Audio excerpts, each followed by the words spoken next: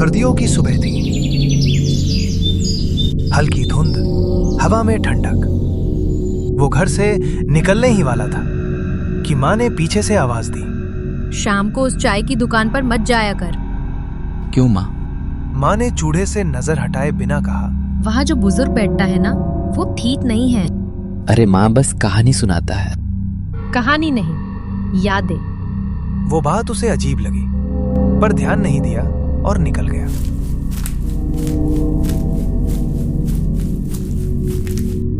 शाम करीब 9 बजे सड़क किनारे पुरानी चाय की दुकान। स्टोव पर उबलती चाय भाप उठ रही थी। दुकान पर 4 नौजवान बैठे थे, हाथ तापते हुए। कोने की बेंच पर वही बुजुर्ग बैठा था। एक लड़के ने पूछा, बाबा, आप रोज यहीं क्यों बैठे रहते हो? क्योंकि हर सर्दी कोई न कोई लौट कर आता है।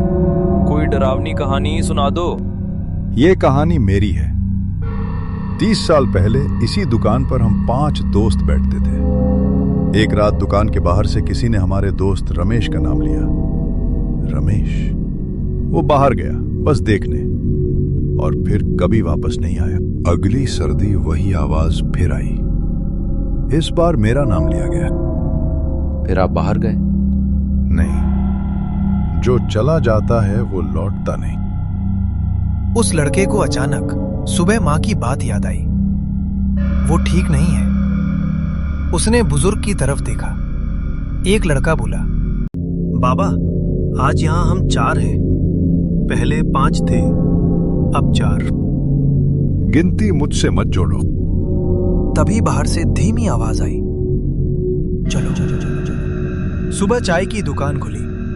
बेंच पर 4 कप थे, पर बैठा कोई नहीं था। और घर में माँ बोली, मैंने कहा था ना, उस दुकान पर मत जाया कर। उस रात वो लड़का देर तक जागता रहा। माँ की बात दिमाग में घूम रही थी। वो ठीक नहीं है। नींद आ गई, पता ही नहीं चला। आधी रात अचानक, चलो। वो हड़बड़ाकर उठा। कमरे में अंधेरा था। घड़ी में रात के 2:17 बज रहे थे। फिर आवाज आई, चलो बाहर। इस बार आवाज उसके बिल्कुल पास से थी। उसका गला सूख गया। उसने आंखें बंद कर ली। मां ने कहा था, जो आवाज सुने वो जवाब ना दे। लेकिन सुबह वो पसीने में भीगा हुआ उठा, सीधे मां के पास गया। माँ, रात को आवाज आई थी। क्या कहा आवाज ने? चलो। और फिर बोली, आज भी 4 ही हो। मां ने तुरंत तुलसी उठाई, उसके सिर पर रखी। आज ही हवन होगा। हवन की तैयारी शाम होते ही आंगन में हवन कुंड रखा गया। धूप, गुग्गुल, कपूर की गंध हवा में फैल रही। पंडित मंत्र पढ़ रहा था, ओम नमः शिवाय। लेकिन तभी हवन की आग अचानक बुझ गई। हवा नहीं थी, फिर भी आग मर गई। ये नहीं मान रहा। हिसाब पूरे नहीं होते। सब पलटे। दरवाजे पर वही बुजुर्ग खड़ा था, लेकिन अब उसके पैरों की जमीन पर परछाई नहीं थी। पंडित पीछे हट गया। यह इंसान नहीं है। सच सामने आया। 30 साल से मैं अकेला बैठा हूं। हर सर्दी 4 आते हैं, 5वां कभी पूरा नहीं होता। उसने लड़के की तरफ देखा। अब पूरा होगा। मेरे बेटे को छोड़ दे। मैं उसे नहीं ले रहा, वो खुद आ रहा है। वो लड़का नींद में चलने लगा। मां ने पकड़ने की कोशिश की, लेकिन हाथ ठंडे पड़ गए।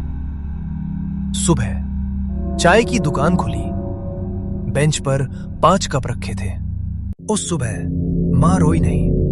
उसने बेंच पर रखे 5 कप देखे और घर लौट आई। तुलसी तोड़कर नदी में बहा दी। अब पूजा नहीं होगी, अब हिसाब होगा। दीवार के पीछे से पुरानी पोटली निकली, जिसे उसके पिता कभी छुपा गए थे। अंदर पीतल की घंटी, काले धागे और राख। 4 नहीं, 5 नहीं, अब गिनती खत्म होगी। पंडित को सच्चाई पता चलती है। पंडित फिर बुलाया गया, लेकिन इस बार उसने हवन से मना कर दिया। उसका चेहरा सफेद पड़ चुका था। ये आत्मा नहीं है, ये गिनती का श्राप है। उसने कांपते हाथों से पुराना ग्रंथ खोला। जो 5 पूरे करता है वो अगला रक्षक बनता है। तो मेरा बेटा? पंडित ने सिर झुका लिया। वो अब दरवाजा है। अगर दरवाजा है तो बंद भी होगा। जिसने बुलाया उसे ही रोकना होगा, और कोई मरेगा। मैं तैयार हूँ। नहीं, ये काम मेरा है। अगर मैं न लौटा तो समझ लेना लड़ाई शुरू हो चुकी है। आधी रात, दुकान खुली थी। 5 कप फिर रखे थे। पंडित कुंड बनाकर बैठ गया। मंत्र शुरू हुआ, लेकिन तभी 2 बुजुर्ग प्रकट हुए, पुराना और नया। दोनों एक साथ बोले, अब देर हो गई, गिनती आज टूटेगी। उसने 5वां कप उलट दिया। चाय जमीन पर गिरी और दुकान की दीवारों से चीखें उठी। लेकिन एक साया पंडित के पीछे आ खड़ा हुआ।